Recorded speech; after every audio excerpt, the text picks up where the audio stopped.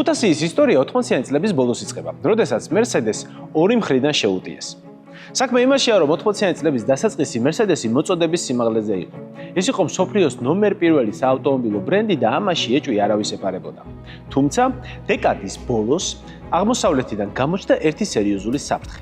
Lexus-მა საზოგადოებას LS400 წარუდგინა, რომელიც Mercedes-ის S-კლასს ყველა ასპექტში ჯობდა და თან მისი ნახევარი ფასი.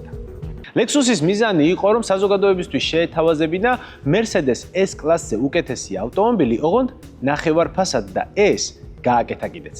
ყველამ ვიცით, რომ იაპონელები როდესაც რაღაცას მოინდომენ, ისინი აკეთებენ ხოლმე. ზუსტად ერთ კვირაში Mercedes-ის გაყიდვები ისე დაეცა, როგორც სანდროს თვით შეფასება მას შემდეგ, რაც რუსთავის ავტოდრომზე 10 წამით გავასწარი.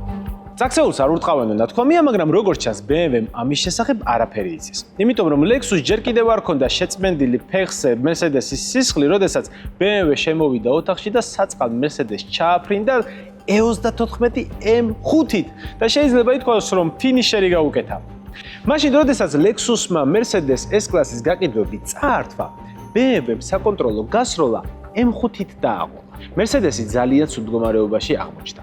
მას სასწრაფოდ უნდა მოემოქმედებინა რაღაც და ეს რაღაც ისეთი პასუხი უნდა ყოფილიყო, რომ მინიმუმ 15-20 წელი არავის არც კი გაეფიქრა, რომ მისთვის შეედია. და მოიფიქრა კიდეც.